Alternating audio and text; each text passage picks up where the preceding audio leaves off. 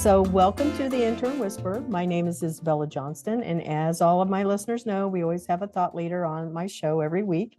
I want to welcome you to our show. It's all about the future of work and innovation. And today's guest is Natalya, hopefully I said it right, Moore, founder of mindequity.org, and she helps experienced professionals focus better and sustain high performance with well-being. She started her career in business with MTV Europe in Munich. That's amazing. I can't wait to hear about it. And Space Commerce Corporation in Houston, followed by 15 years with PricewaterhouseCoopers and Ernst & Young, launching and building various tech consulting practices in Moscow. Now, what she does now, we move fast to 2010. That's not now, but in 2010, she moved to Toronto and is pivoting to the tech for good and nonprofit sector at that time. In 2019, she created Mind Equity, a social purpose consultancy to help tech and consulting teams improve performance without burnout. And since 2023, she splits her time between Orlando and Toronto, totally two different types of weather climates. I can't wait to hear it. Michelle, welcome to the show. Thank you, Isabella. Glad to be here. So we always kick the show off for our listeners where I ask, what are 5 words that describe you and why those 5 words? And you so graciously sent them to me. So let me kick you off with the word collaborative. Why collaborative? So I know this is a common one, but I had to keep it in my list because collaboration is what energizes me. I'm not a person who likes to work alone. And I find that what one creates in concert with other human beings is just much more amazing than trying to do something on your own. And so I thrive in a collaborative environment. That's a really good definition. I'm going to borrow that one for myself next time. How about cross-cultural empath? That's a phrase. I like this one. And it's all alliteration. So this is very specific to my upbringing. I was raised in a multicultural family. So my mother is German, my dad is American. I have an adopted Iranian sister. I grew up in 2 countries. I grew up in Germany and in the US, in Ohio and in Texas. You could argue 2 different countries there by themselves as states. But I just learned this love of the other cultures and other worlds growing up in that bicultural, bilingual environment, and also having a sister of a different color also had a big impact on how I was raised in terms of paying attention to how a person of a minority experiences the world in a different way, and being side by side and advocating also for sometimes unforeseen, uncomfortable circumstances was a given fact in my upbringing. I decided to study abroad. I studied abroad both in Munich and then moved on to have my first job after MBA in Russia and spent 15 years in Russia. So I also married a Russian. My first husband is Russian. And my cross-cultural stuff continues. I divorced in Moscow, but then after an intervention of my American girlfriend in Moscow and being single for 6 years, I met an Indian Canadian from Toronto online, and that's why I moved to Canada. And then my daughter she says she is a Russian, American, Armenian, Canadian, and she identifies with all 4 of those cultures. Oh, that's amazing. So that's why I say I'm a cross-cultural empath, and my circle of friends tends to be very multicultural as well. And that's a weird word. Said. Yeah, I love it. Yeah. That's a cool story too. Okay, so embodied. The third one was embodied. I've never had that one before, so this is a very interesting choice in my opinion. So embodied is a new word for me. It's maybe only 10 years old that I've used it. And that's because when I moved to Canada, I began to do some more self-reflection after, having, switching a country again, leaving Moscow and that career after 15 years and being in what I would call a normal country, a safe country, a country that's very calm and nice. I had space to do some self-reflection. And I discovered really that I am very much in my head. I am analytic person, anyone who does an MBA and does strategy consulting or SAP implementations and, tech-driven change tends to be a bit heady. And so I began to explore, well, what is it like really to be in the body? So I did various trainings at the Presencing Institute on awareness-based systems change and learned, that there's a brain in the gut as well as in the head, and that when we pay attention to how we're feeling and moving through the world as an embodied human, we are all embodied humans, that our experience in the workplace and in personal life and in nature is different. And so it opened up a world for me, and I even became a teacher in this embodied practice for innovation at the Presencing Institute. Um, and that is something that I continue to struggle with. How can I balance being in my body as much as I am in my head and be a more holistic person that experiences my whole humanness in the world, so to speak, rather than just using the body as a transportation unit for the head, which is what I think I spent most of my life doing. Think it's very futuristic the way that you described it. We're all, and I agree with you to a certain place also, because we're all just passing through this world. And this is just a vehicle that we're in, this particular body, until we exchange it for something else. So it makes sense to me. I come from a spiritual background, more not religious, spiritual. They're very different, in my opinion, too. So, okay, fourth one, optimistic. I definitely always see the glass half full. And I think I've just been that way since birth. And it helps me, yeah, it helps me navigate through what now, unfortunately, I think is a scarier and scarier world. And I have to just focus on the optimistic piece of every human and every situation. Otherwise, I think I would be bogged down and miserable. Mm. So it's just a choice. It is a choice. It really, Yeah. really is. Okay, tech adjacent. Again, a two-part word to it. So tech adjacent. So I call myself tech adjacent because I've never coded a thing. I don't have deep IT training or deep IT knowledge, but I have always worked with technology teams. I have always created and been able to articulate the business case for implementing a certain piece of tech. And that's what my career was based on. So after my MBA, which was in strategy, I, moved to PwC, and they didn't really know what to do with me as a consultant, as a junior, starting consultant in Moscow. And I already had the Russian language skills, so this was sort of why I was ideal. But I got chosen to go to Philadelphia, Moscow, for 6-week SAP financial controlling module configuration training. So I was part of that very first wave. This dates me. First wave, SAP was just coming out. And I was part of that first SAP implementation team for major oil and gas clients in Moscow. I didn't really become a configurer. I soon became a project manager and then was doing, the tech-driven change. And that led me to later on do IT audit or manage teams doing IT audit and IT security and IT governance around the Sarbanes-Oxley stuff. And then even in Canada, I was building tech teams doing philanthropy tech implementation, like grant making software. And then I also worked with clients in collaborative tech. So always tech adjacent, but I am definitely not a techie. I'm more a humanist and the liberal arts, person than I am a tech person. So that's why I call myself tech adjacent. But I love being tech adjacent. I can't not be in the tech world, right? But that imposter syndrome does come in sometimes because I don't code. I don't think you have to be a person that codes to be in tech, because your iPhone is tech. You have to learn how to navigate all of the changes that are being implemented, and everything that you do on your phone/computer phone. And in this world, I mean, you walk into a restaurant, you've got to be able to, there's no longer you go and talk to a person, say, hey, I want my sausage biscuit. You have to go order it at a kiosk, and it's tech. So I think you are a tech person. We all are, more than we realize it. For sure, now we are. Yeah. Okay.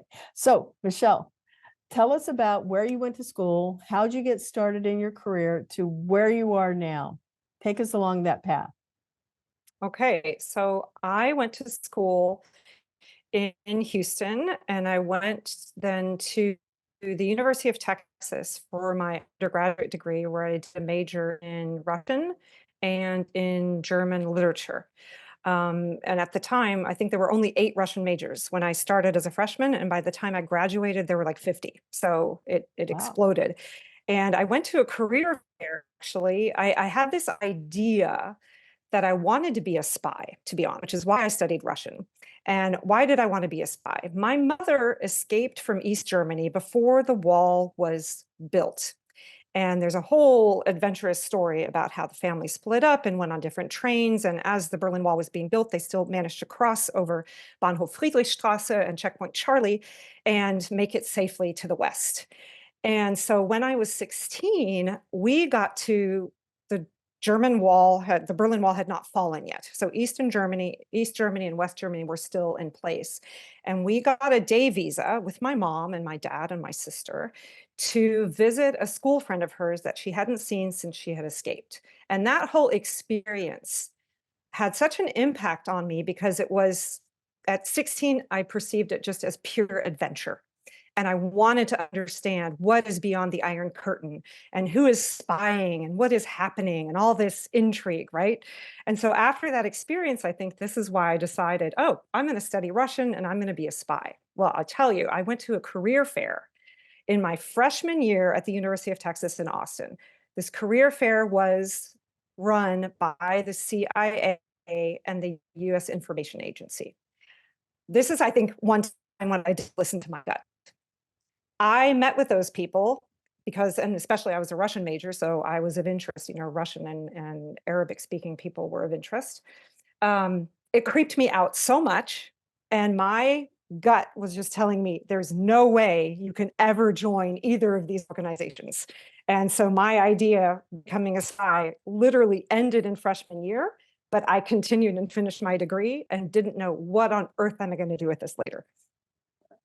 Then I It's so decided, cool. well, it's bizarre, right? It's just a little, about that childhood fantasy and, how sort of things intrigue you and you don't really know why. And then you find out, well, that's a dead end.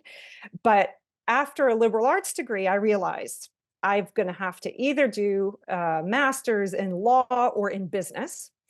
And I remember getting counsel from my father on this topic. He said, Michelle, don't do law because you'll get stuck in a particular jurisdiction. But if you do business, the world will remain open to you. So this was really good advice. And I did an MBA. And yes, it led me abroad and all that and gave me the flexibility I have always wanted. So after that, I moved. So in MBA school, at the University of Houston, in the MBA program, I actually met my first husband, who was on a Muskie Fellowship to Houston from Turkmenistan. So Turkmenistan is a former Soviet republic. It produces cotton and oil. It's a Muslim republic, but it has a lot of Russians. So it turned out my ex-husband was a Russian Armenian from Turkmenistan, a very Soviet person, very smart, and ended up falling in love in the MBA program. And because I'd always wanted to work overseas, I said, I don't mind moving to Russia. And I moved to Russia without a job. We both did after our MBAs. And I got picked up right away by Price Waterhouse at the time. And as I already mentioned, started in that SAP practice and privatization was just happening. The US aid program was funding the big four at the time. This is January of 1995. And so all of the international companies were coming in, starting their practices, starting with audit. And of course, we were consulting. And it was a wild ride, I tell you. It was one of the most interesting times in my life. And the adventure and sort of traveling to Siberia for projects and being in these unknown environments, I just found it fascinating and energizing. And so I ended up staying, in Russia for 15 years. And except for the 1 year that I flew back to Houston in month 8 of pregnancy to give birth to my child, my daughter in Houston. And I managed to land a job at Amoco Oil Company While I was pregnant in month 7, I think they hired me, and I ended up staying in Houston for a year to nurture my child up to an age 1 before we went back to Moscow. And so then I returned to PricewaterhouseCoopers, and at some point along the way, I got recruited to the other side, to Ernst and Young. And so I switched firms and continued my career at Ernst and Young through. Actually, no, I'm confusing it. I started at PwC. After pregnancy, I went to Ernst and Young. Then I got recruited back to PwC and stayed at PwC until I left Moscow. And I moved to PwC in Canada in 2010 for a brief time.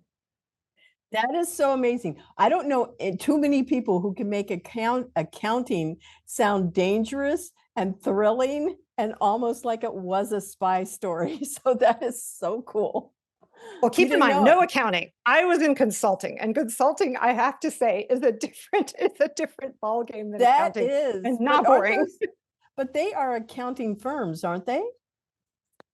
The core business always started as accounting, but you can argue that consulting got bigger than accounting. Yeah.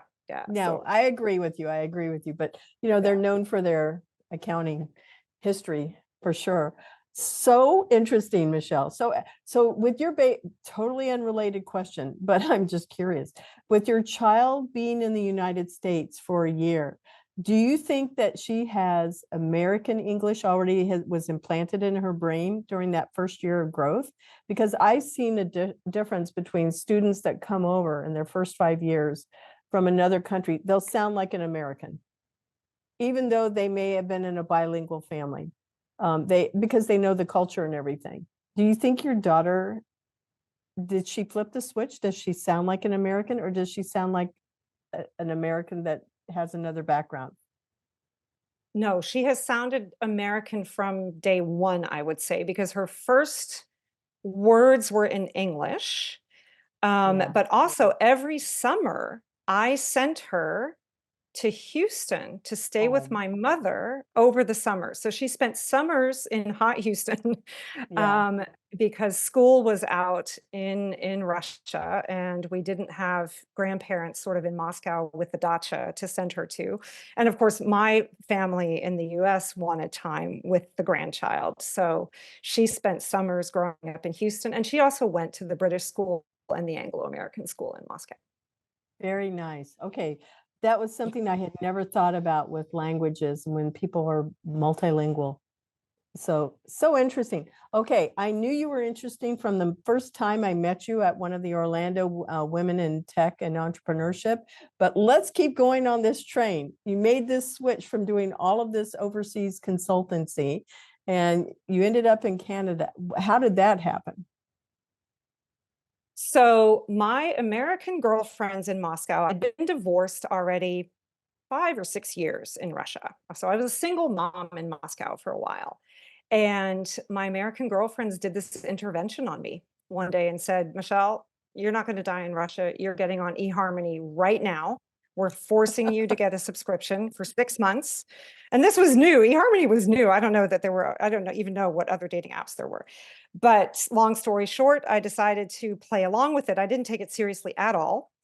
And I ended up, my 4th date, my current husband, he flew to Toronto to have dinner with me. Sorry, he flew to Boston to have dinner with me because I was in Boston at my dad's cottage or on the Cape. And he flew to Boston to have dinner with me, and we've been together ever since. So that was 2009. We dated long distance for a year, Moscow, Toronto. And then my daughter and I moved to Toronto, and that was the end of that. So interesting. Okay, so now we're going to fast forward some more. Why the interest in nonprofit? So living in Moscow for 15 years is like being on an island. And I didn't realize this until I fully left that country. When I landed in Canada, I learned really first time about sustainability and climate change. And I really had a huge sense of guilt that I had served evil Russian oil for so long, because my main industry is serving the big oil companies, including being sort of the audit and risk or the risk management partner on the board of TNKBP, the British petroleum investment in Tyumenskaya Neftenyaya Kompania, which is one of the largest Siberian, oil companies. And I felt awful. I felt, what have I done?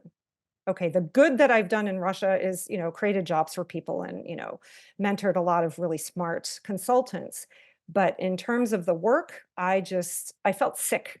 I literally felt sick. I thought, how could I have spent that much time serving serving that industry and serving oligarchs and basically what we know now to be a lot of bad people. So in Canada, I said, I've got to switch. I've got to switch to social impact. I've got to switch to nonprofit. I've got to dedicate my energy to the social sector. And that's what led me to seek that out. Okay, this just keeps getting better with every single one of these little blips in time in your life. Okay, so now we're over here and you started your own business and it's a nonprofit. Why did you choose to make that a nonprofit instead of for profit? So I didn't start the business until 2019. So I first Mhm. worked right for, I don't know how many years, from, yeah, 9 years in the either in the social purpose sector or the nonprofit sector. So social purpose enterprise is a big thing in Canada. And I actually officed even out of the Center for Social Innovation, which got me introduced to that whole ecosystem in Toronto of the social entrepreneurs, and many of which are also nonprofits. But social entrepreneurship is actually a very common, um, it was very common in Toronto. And I learned, I learned what that was and worked for or led a tech philanthropy company doing philanthropy tech. And what made me start Mind Equity was really noticing how work had changed. So I got the idea I was already starting to notice with the advent of the smartphone that our relationship with each other and our relationship with work was changing. And early on, I became intrigued with this idea of device-free experiences. And so in 2019, early in 2019, my daughter was living in Armenia at the time. And Armenia is a place where you have panoramic views and is just a beautiful country. And so I got the idea to create an experience that I designed together with my daughter called Finding Awe in Armenia. So the idea was slow travel, device free tourism. And I piloted this with 10 friends of mine, all who agreed to be device free in advance of arriving. However, you can guess, this idea went out the window. As soon as they landed, they said, Michelle, I know we promised to be device free, but we can't do this. We have to take pictures, even though we had my daughter organized as the videographer. And so, getting over my annoyance with this, I really became the observer. So, I became the observer of my companions for 10 days and started to write about it for myself, right? Started to write about what was the nuance of putting the device between the experience of this jaw dropping view or the taking photos when having experiences with locals and having the photo be the central reason for being there rather than having the embodied experience of being there. So bringing this word embodiment back into the picture. And that led me to return to Canada after that trip and become an observer of the workplace. So I was working in a collaborative tech company. They were doing implementation of collaborative technology. And I was again doing the tech-driven change piece, the human side of the change. And I also began to observe and thought, we are really losing productivity here. We are losing our ability to communicate. And this is before COVID, right? We're losing our ability to interact meaningfully with other human beings because we always have our heads in a screen. And I began reading and researching and just nerding out on this topic of attention management and what is it and what's it doing to our prefrontal cortex, et cetera, et cetera. And so then COVID hit, work dried up, and I had no choice, got to reinvent. So, because a lot of my work was also in-person facilitation. So that work dried up, of course. And in Canada, we were in COVID for 3 years. So I Wow. developed a new service line. And pretty much all I did was online training on how to focus better across the 5 elements that impact our ability to harness attention in teams, especially knowledge worker teams, of course, where our brain is our value. And that's what led me to create Mind Equity. And I created it as a social purpose enterprise so that I would donate a portion of profits to organizations that were funding a good cause. And mostly my interest has always been in funding underprivileged children. And yeah, so that's where Mind Equity was started. But I am now in a pivot again. And I am pivoting to, instead of serving corporations, serving the consumer. So serving female professionals in midlife, high achieving female professionals in midlife who want more than just being powerful, successful high achievers. A holistic approach to high productivity, high innovation, along with well being. And I'm literally working with a branding person now to change the brand, change the service offering. So I don't know quite yet what it's going to become, but I was very much influenced because of the Women in Tech and Entrepreneurship group when I started that Orlando chapter when I got here from Canada, and listening to the stories and observing also the issues facing women in tech and the overwhelm and the multitasking and the challenges related to being a high powered woman in tech. It just, yeah, had an impact on me as well. And thus I am in this pivot. The weather's so very, very different also when you came here. So I remember that was my first time for meeting you. And you talked about how different the weather was, and you had to adjust to that. And then you were truly intrigued with everything about Rachel and the women in tech and entrepreneurship. And as I continued to go to those meetings, I was very impressed with your knowledge, with, just not even just the knowledge, but your vernacular with how you would describe tech. And I went, oh, I've got to have her as a guest on my podcast. So it's been a pursuit. I know that we've talked about this a few times. So I'm thrilled that you're here. And, just the wisdom that you have to share with the listeners, it's going to be very, very valuable. Once you decide what your organization, it's going to still stay the same name, correct? Mind Actually, Equity? I'm being encouraged to create a personal brand with Michelle and Moore, or Michelle Natalya Moore. So I don't know yet what might happen to Mind Equity. It might be because that brand name is also quite interesting, and the meaning of the logo and all of that. But that's a bit tedious to get into. But it might just be the name of a program. But yeah, my branding strategist is encouraging me to go with michelleandmore.com. So Mm. that is a vulnerable place to be and a very interesting experiment and thought. And let's see, we'll decide in the next 30 days. Well, based on what we've talked about so far, I am all for that because I think you have such interesting stories to be able to tell. As a keynote speaker, I'm sure that you would be able to bring something that everybody in the room would be able to identify with. So I encourage that. I am voting with your consultant. Thanks, Isabella.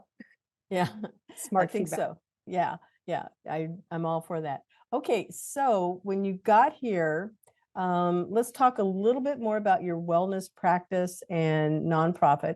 What were you initially doing? It was during COVID. You came out of COVID, and the focus was always on wellness at that place. But now that you're going in this other direction, what things are piquing your interest?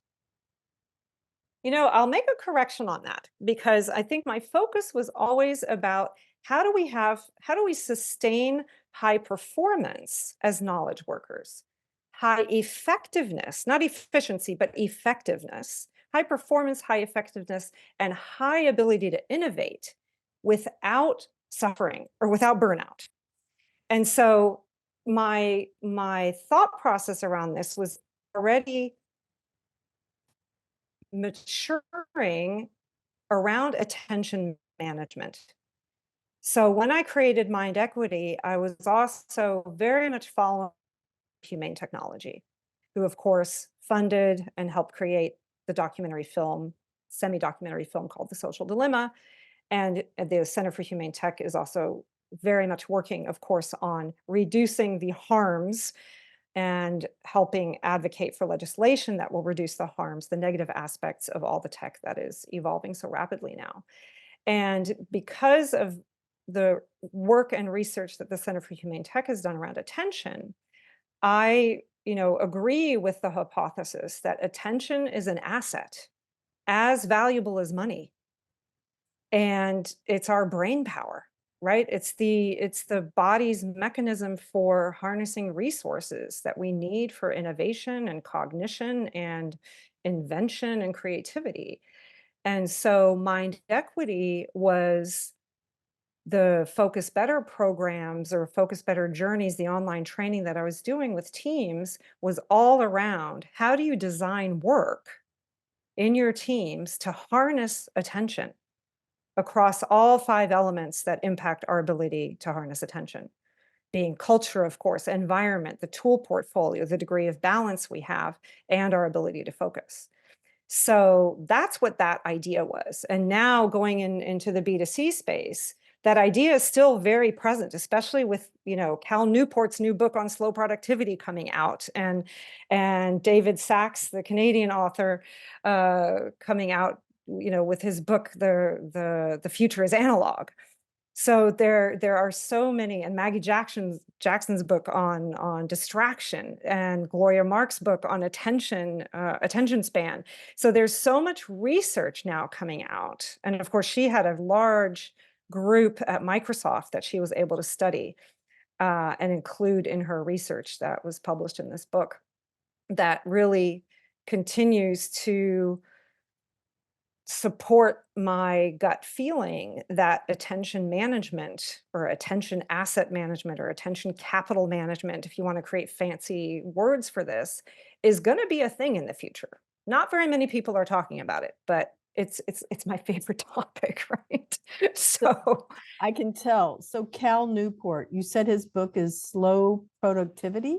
his brand new book is Slow Productivity. He, of course, also wrote the book Deep Work, and he wrote Digital Minimalism. And he just came out with Slow Productivity. And so many other authors are appearing out of the woodwork, writing on various aspects of this topic related to how do we protect the brain, the human brain, so that it can continue to utilize all this tech without eroding some of the brain power or well-being that is the result of overuse or over participation of our, bodies in screens or heads in screens. And how can we? You. Yeah. I have a question because I have noticed other people, because technology is moving so fast, and you may not have an answer for it, and that's okay. But this is just something I'm observing.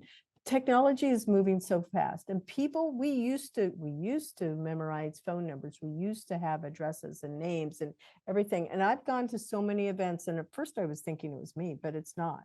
I've noticed a lot of people, different ages, men and women, going, oh, what is that called? And it seems like short-term memory is king. And it's because we only see pictures, we only skim, we're not reading. And so there's like a lack of deeper knowledge and a desire to actually read. I don't know. What are your thoughts? Isabella, I discovered my own memory loss during COVID. So Yeah. in the first year of COVID, I was a Zoom addict. And I also, I think my head was in a screen those first couple of months, maybe 8 hours a day. And I even lost use of my right shoulder because of repetitive mousing during those first 6 months of Zoom. So that was a wake-up call. So first there was a physical wake-up call that I couldn't lift my shoulder and needed to do a lot of physical therapy in order to get it back and get off of mouse clicking. I trained my left hand to mouse click now, and I can't do it as much. But again, because I was in this topic, I was like, oh my gosh, what a hypocrite am I that I already have been studying attention management or taking a break from your screens. And here I am in COVID having memory loss, cognitive overload, and losing use of my right arm because of repetitive mouse clicking. And that again is this wake up call to, I thought, oh, I'm an aware person on this, but no, I got sucked in. I got sucked in because there was nothing else to do. I was launching, I was doing talks online at all these online conferences, and I was getting energy from that. And it turned out, I think since then I've had memory issues, to be honest. So I have to take a lot of notes. I make it a practice to really physically write in a notebook. And I have to review my notes, and also in networking events. Nobody has name tags. I wish we had name tags, but I can't remember people's names. I have to write down who I met and make a little note of some detail that I find interesting in order to remember the name next time. And I think it's not just me. No, it's not. And one of the things that I've seen a lot of people say that they have short podcasts. And I went, no, I really like being able to spend an hour of having a conversation and listening to a person, because it creates like something that we don't normally do anymore, it seems. We go to events, we're in and out, we have 3-minute conversations in and out. Like what are we establishing here? There's no real relationships of substance. There's no memory that's being, a part of the woven story that we're having with these people. So I'm a big advocate of whatever it is you're doing too. I'm going to go, yes, let's get back to basics, because I absolutely 100% believe we're going to have to teach people how to have relationships outside of anything that's digital and video. We're going to have to be able to teach people, just like we used to have etiquette, we still need it, but how to have conversations when you go to networking, how to just not hide behind the screens and really remember people, to be relational. Well, I really respect how you're doing the long form podcast because it enables us to have a generative dialogue rather than a transactional dialogue. So we're Yes. generating new information just by virtue of taking the time to speak to each other in a more meaningful or in-depth way. And part of this training I did at the Presidency Institute on awareness-based systems change talks about the 4 levels of listening. And the first level being just going, and agreeing with everybody. The second level, kind of disagreeing, but not moving on. The third level, having empathy. And the fourth level, generative dialogue, where something new is created out of the dialogue that wasn't there before. And that is something hard to create or to allow to arise, right? How do we create conditions for generative dialogue to arise? And I think you do that on your podcast. I listened to like 5 different episodes before coming here, and I just wanted to listen to more because each of them, they're so interesting because it's generative dialogue, and that's Mm. rare. So woohoo, Isabella. Oh, well, thanks. I appreciate it. So I took Yay. some notes. I am taking notes during our call here, because that's how I create my show notes. And I always tell that to people so they know what's coming.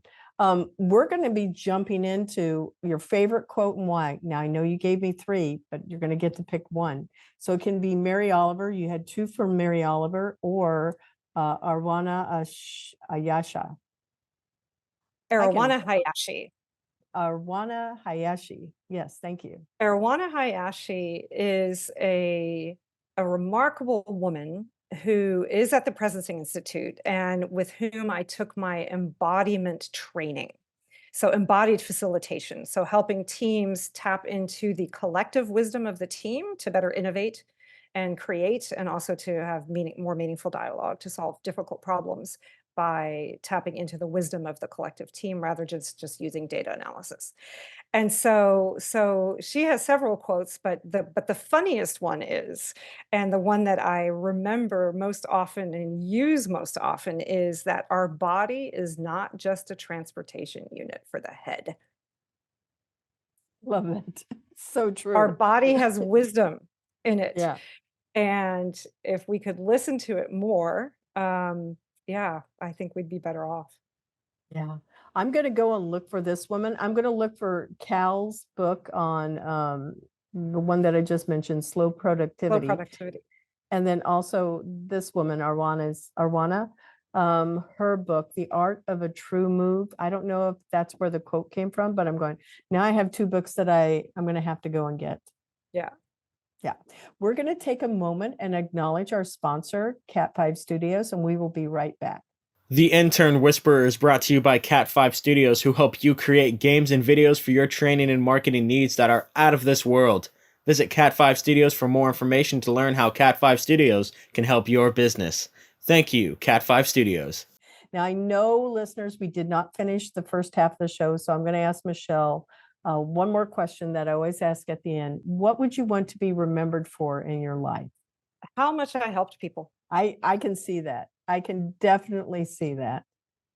Because I can tell you now too that with the two wars that I'm observing, the war in Ukraine and the war in Israel and Palestine, and I know so many people connected to both of these wars, Russians, Ukrainians, Israelis, and Palestinians, that the tragedy of women and children in this situation is unspeakable. And my husband and I created a private charitable foundation in Canada called the Inspire Children and Youth Foundation, and we're just in the process of creating the strategy for that. And we're looking closely at which pockets of society can we fund, which organizations can we fund that are really doing a great job of helping in these situations and helping in particular women and children, the most vulnerable, so that they can become inspired members of society. And I think we have the privilege, we're blessed with the privilege of being able to do something through a foundation and personally as humans through the work that we're doing, that I think that is on the side of, rebranding my business. I think even more important is what do we do with this brand new foundation that we created, and who do we help? And how Yeah, does that have positive impact in the world? yeah, you've had a huge impact by, helping some 10 Ukrainian families be able to, I imagine, migrate over to the United States. And Canada. then Canada, sorry, yeah, Yeah. Canada. And then Yeah. this is Syrian refugee family also. Like, this is significant work that's being done.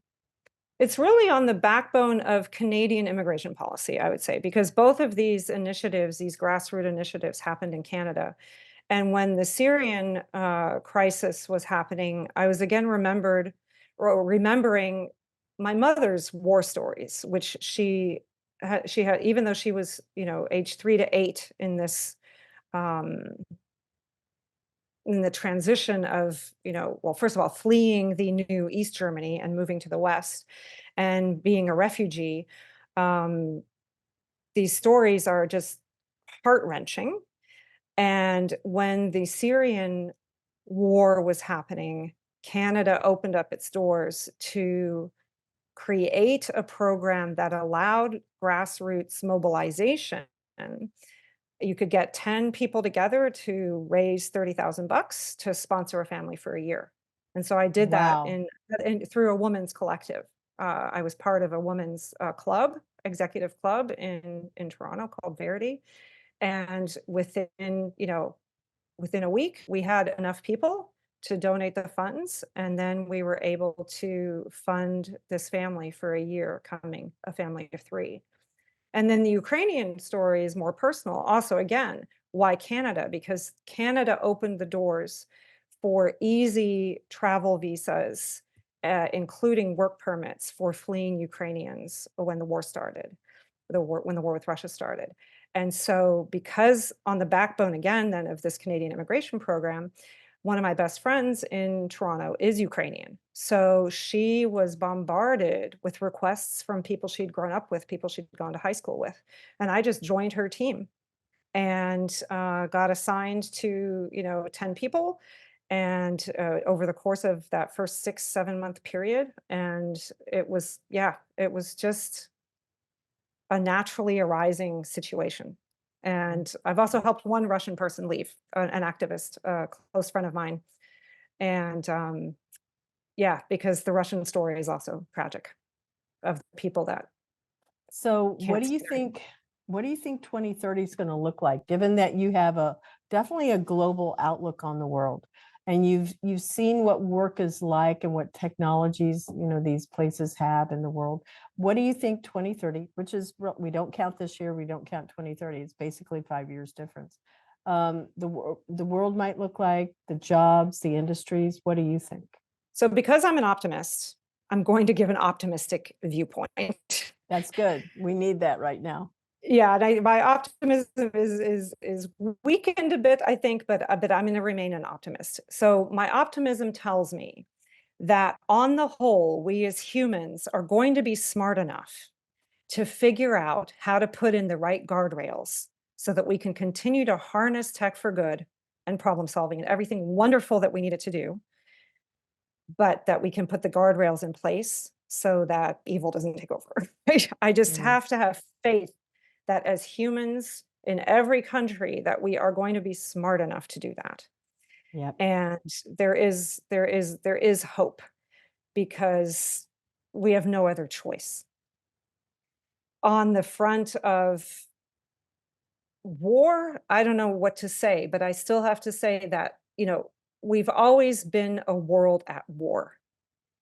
And the resulting impact, while tragic, eventually it has always ended. Mm-hmm. And so my hope is that the learnings can just be passed on to other generations so that we don't have the degree of human suffering that we do now.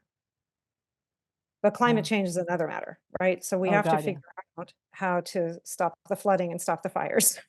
Yeah. But Yeah. I do think the future of work is going to change on an annual basis, if not faster.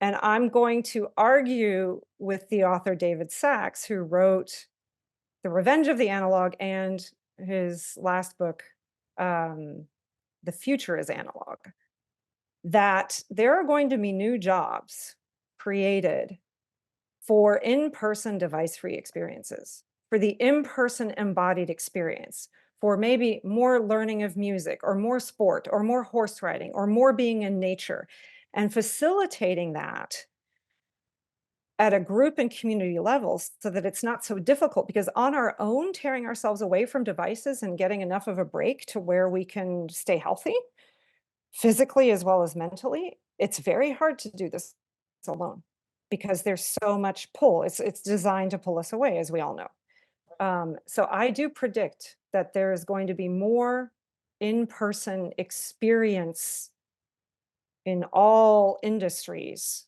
in all facets of how we have in-person experiences, be it from the professional to the community to the personal, because I don't see how our brains can stay healthy if we don't have that.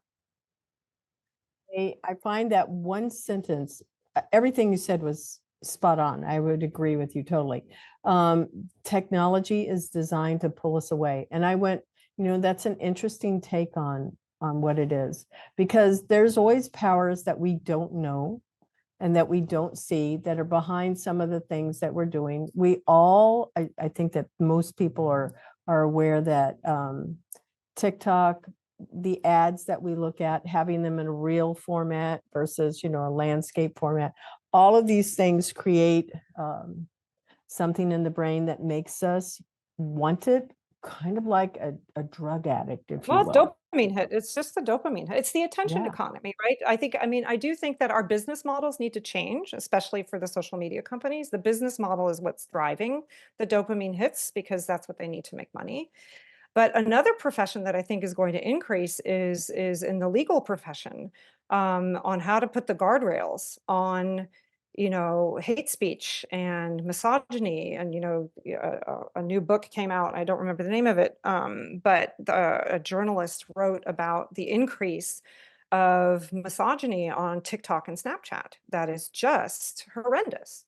And unfortunately, again, women and girls suffer the most. But I think the legal profession is going to need deep skills in putting the guardrails, not just in court cases, but on the companies, such that the business models are not incentivizing this kind of damage. Well, you have hit one of the next questions is what impact positively or negatively can AI, this is our trends now. It's here, it's not going away. So what is it that we should be focused on? And there's the negative impact of, like you said, dopamine and how it does create a false sense of desire and hunger and pleasure, which is not accurate. But how can we put more guardrails, as you will, around it? I know that was a concern of Jeffrey Hinton. He's the godfather of AI. He was interviewed on 60 Minutes back in October of last year. And that was his concern, guardrails. We're going to need to do it. Personally, I'm looking for ethics groups that are out there on AI. I'm going, how can I join one? How could I be something that I feel that I can make a difference in the world for that? Yeah, again, the Center, well, AI for Good and the Center for Humane Tech, and there are many others, of course, but I do think that we're going to revolutionize healthcare. I think what's exciting is the healthcare innovations that are coming with AI. That's fantastic for everyone. So again, I want to focus on the positive and on the ability for global learning. I mean, you have disadvantaged communities able to get degrees online now. I mean, there's just so much in education too that is excellent. Mhm. Lack of in-person learning is a problem for sure. But when you look at underprivileged communities on this planet, they are getting access to information and to education more than they ever have before, provided they can get a device. And the devices are getting cheaper and cheaper. And you can do a degree through a mobile phone practically now, I think. And I think this is amazing and should continue. But on the topic of guardrails, there are so many facets of that I just hope the funding is there and the will is there to change the business models. Because if you change the business model and the financial incentive, I think that is the key. And I'm not anti-capitalist at all. I'm for free enterprise 100%. But I think the business models, and this is what is argued by the Center for Humane Technology, is that the business models are what's driving the addictive tech behavior, because that is how the design is built in. Yeah, it is. It is. Because when you have investors that say, okay, I'll invest in this, and if you have out of country investors that say, yes, I want to invest in this, the companies are trying to make their investors happy. So we lose sight as to what perhaps the original mission statement was of an organization. And we're being driven by money. But right now, probably it's equal. The good and the bad is kind of, tied in the race at this point. And if we can, yeah. So it's still super exciting. And yeah, I use ChatGPT myself for productivity, and I don't find it excellent, but I find it great. And I will continue to explore tools. But Yeah, I don't think chat is anything to be fearful. It's like fearful of, because it is just the same as when we would do a Google search. We would find all of the resources, we would put it together, and it would be exactly whatever we wanted it to be, that message, that report, that study. It just does it. It takes all of that collaborative information that's out in the world, good and the bad, and it's on us to make sure, oh, is this peer reviewed? Oh, what's this really? Yeah, we can fact? discern. We have the control over the discernment on it. So this is, yeah, definitely. So I think that's the advantage of it. Faster research, faster preparation of a draft that can yield something more quickly in the world. How can our listeners, what is the best mentoring advice that you have for our listeners? Well, I think I shared with you in the pre conversation that learn to listen to your gut. Mm-hmm. There's so much data, so much analysis that we can tap into, and we're taught to rely on research and analysis and data, which we absolutely need. Never discard it. Never discard the facts, but also listen to your gut. Listen to your gut, your instinct, your sense, your higher knowing, because both pieces of data are invaluable in making key decisions. And do your research, but don't ignore those gut feelings. I agree with you 100%. Many times, like I'll take it on the most minute ability, is I practice Duolingo every day. And I sit here and go, oh, I think that's the answer. And then I see another one, I go, oh, no, that's the answer. And if I had gone with the first one, I would have had it right. And that's just a smallest example of where a decision is just to go in a completely different direction. But when it comes to ethics, we know the difference between right and wrong. We have to pay attention to those things.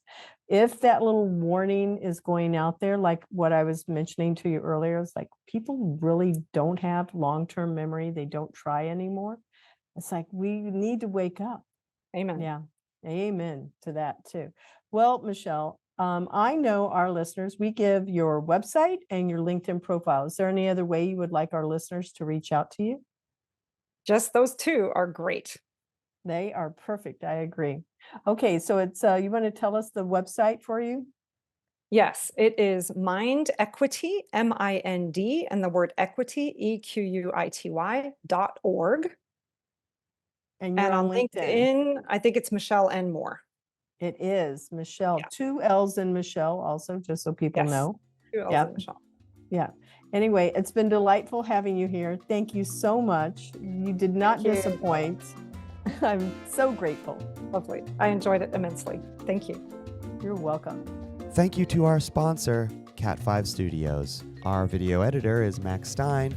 Our music is by Sophie Lloyd. Visit www.e4c.tech to learn how you can recruit, assess, and improve employee learning and your company culture through DEI skills, hiring, and learning.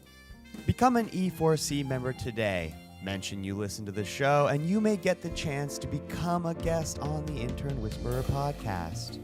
You can support the Intern Whisperer by sharing, commenting, liking, and subscribing on YouTube or your favorite podcast streaming apps.